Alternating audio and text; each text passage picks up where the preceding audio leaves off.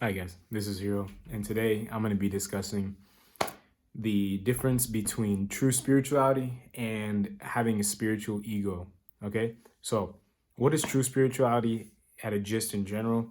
It's basically any desires or karmas your soul has come to fulfill during this lifetime. Okay, if you want a better gist of this more specifically, you could look at my all astrology houses or all astrology signs video. Okay, they, even if you don't know too much about astrology themselves, they'll basically give you a gist of what true spirituality is like. Okay, the signs and the houses, just a general understanding of that will show you. Okay, true spirituality, it's not just the overhyped stuff. Okay, so that would be stuff related to the fifth, eighth, ninth, and 12th sign or house. Okay, and by overhyped stuff, for those who don't know too much astrology, it's basically that, oh, like the crazy intuitive powers, and just really detaching and throwing away all your material stuff, or you know chanting mantras for hours and hours and hours a day.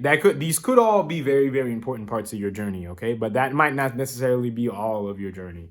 Okay, or any of it, depending on your chart. Okay, or it's going to be a little bit of your spiritual journey, most likely, but it might not be too much. Okay, how much it is will depend on all your chart. But besides those things that kind of encompass more the stereotypical parts of spirituality, there's more other aspects related to this. Like, for example, your 11th house. I mean, your like Aquarius. Okay, it has a lot to do with your karma fulfillment with other people. Okay, or your fourth house will have a lot to do with your home, or your third house will have a lot to do with the stuff related to like your own self efforts, or with your younger siblings, stuff like that. Okay, there's a lot of stuff encompassing in true spirituality. Okay, or for example, Taurus. Okay, second house energies, it has a lot to do with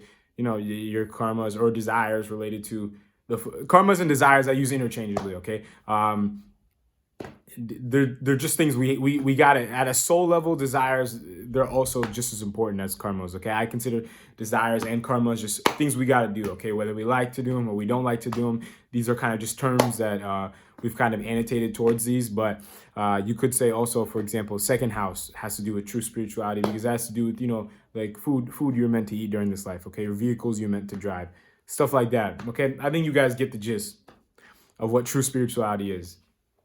And like I said, if you want, just watch those two videos, All Houses Made Simple or All Signs Made Simple, and it'll guide you through a little bit more detail. Okay, but what is not true spirituality? Okay, what I coin as the spiritual ego. Okay, that's a big, big, big thing these days, and that's basically anything that's outside of what your soul level wants to do. Okay, so your ego has a lot of different tricks up its sleeve. Okay, so let's just say you're kind of on this spiritual path. Okay, I'm just kind of using this as an example so that you guys can understand. The ego in general, to start off with at a simple level, it's got two ways it can do this. Okay, let's just say you just started getting into spirituality. When you just start getting into spirituality, you're very impressionable. Okay, so you got to be very careful about what you consume about spirituality, which I'll touch on later in this video. But in general, let's just say you just started, you might be meditating, you might be chanting mantras, you might be doing this, that, whatever. What could happen is your ego, it's got two main tricks it'll throw up its sleeve, okay, related to this. It'll say, hey, you know what? I'll actually start with this one first, okay? Kind of going too far into the extreme. Your ego could try to be more spiritual, kind of at a general kind of typical sense. Okay, so it'll drown itself more into the typical stereotypical spiritual stuff. Okay, so you'll do a lot more typical stereotypical activities, not necessarily more than you should. That's not really the right word, but you'll notice you'll form a very, very strong identification around, let's just say, like you're chanting mantras or prayers for a certain religion, or you're doing some intuitive practice or some kind of a detachment practice or something like that, your whole identity will try to revolve around this spiritual stuff, okay, which is not necessarily healthy at a true spiritual level, okay. With the ego, spiritually, from a higher consciousness point of view, we all know that we're all made up of the same conscious energy inside, okay?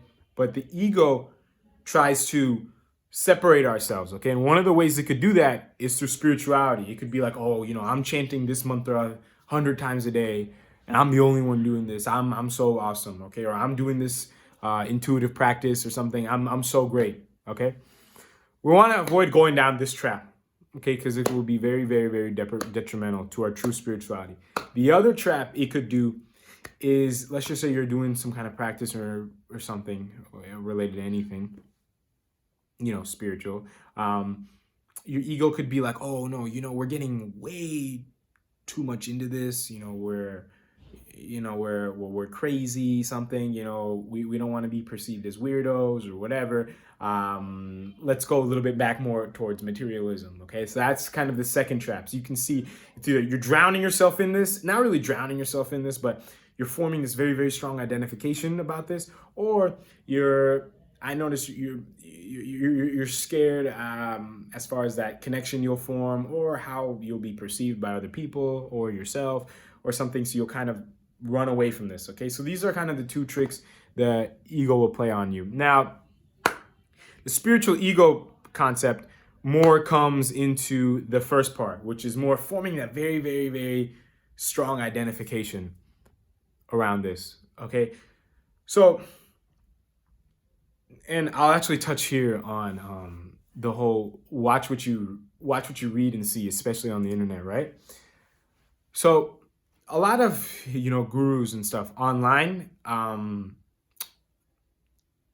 just in general, a lot of the information, they're half truths, especially the big name gurus. They're half truths. Okay, now why would you say this? Well, they're half truths in the sense that they're mostly designed to help you enhance your spiritual ego rather than your true spiritual conscious connection inside you.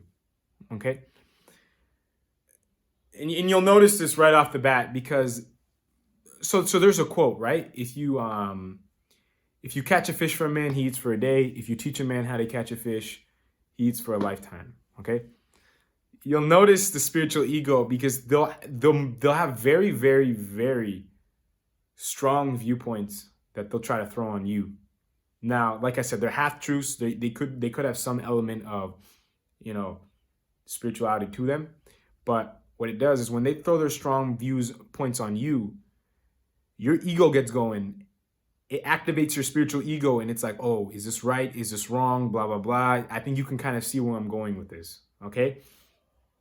True spirituality is discovering yourself, what egos and karmas you've come here to do, okay? No one can tell that for you, but it's very, very hard to do that without any spiritual conscious connection within yourself. Okay, that's why in all my videos, including my astrology videos, you'll see that I encourage you 9 times out of 10 in all my videos to develop that intuition within yourself, and then you'll understand completely what I'm saying. Okay, you won't have to rely on the external for anything. Okay, the more intuitive you go, the more the answers will just start speaking to you about how everything is and what you came here to do. Okay, and there's also another quote. I think I actually also made a video on this. You don't know what you don't know.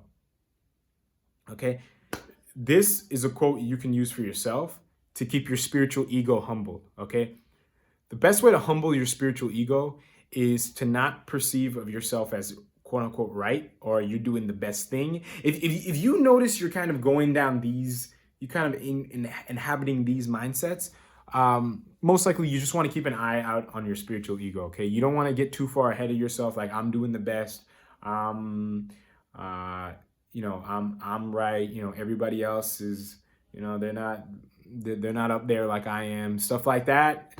you want to avoid this stuff, okay? And like I said, as far as stuff on the internet and stuff goes, anybody that's giving you super, super, super strong, vivid views, in general, anybody that has a big following, I would watch out for the half truths that they're speaking, okay? And that includes anybody, okay? Because even if they are genuine, like I said, they don't know what they don't know, okay? Only you have that connection within yourself and what you came here to do, okay? And also, just one more point I'll make when related to other people that are giving their advice on the internet. Like I said, if your brain is trying too hard to decipher, whether it's right or wrong, your brain is always, your spiritual ego, it's always gonna kind of have this dance of, oh, is this right, is this wrong, is this person good, is this person bad, it's always kind of gonna be dancing around. Even people who are not genuine on the internet giving spiritual knowledge, I understand that at a core level, they're still a human being, like made of consciousness, and we're all the same, okay? This is not meant to shine any negative energy towards those people or any of their viewers or anything like that. But these are just things that I want you to watch out for, okay? There is no right or wrong path in this life as far as a way to keep your spiritual ego humbled. And if you would like to learn more about actual true spirituality, you can watch any of my videos, but one of them, for those who are into astrology a little bit, is the All Astrology Houses or All Astrology Signs Made Simple, okay? That'll kind of give you like a little bit general gist of, at a bird's eye view of kind of how a typical spiritual cycle is like for this lifetime, okay? So I hope this kind of helped you guys in some way or another. Like I said, your spiritual ego, and you'll notice even people, like let's just say you go to a religious place or something like that, you'll notice these kind of people, okay? The people that have very strong spiritual egos, okay? You just have to understand that everyone has an ego, that these people are not necessarily bad people, okay? The egos are very manipulative and strong, and that we just want to show love and compassion towards these people, not necessarily hate, okay? We need to understand that everyone has an ego, and how other people speak and behave is a reflection of themselves, not necessarily a reflection of you, okay? So if someone's kind of showing some very negative energy towards you, just because they're not up to your spiritual standards or something like that, religious standards, whatever, we just need to understand that that A, not everyone has the same awareness that we do, and two, you don't know what you don't know, but that doesn't mean you're right or they're wrong or you're wrong, okay? I'm just giving general points.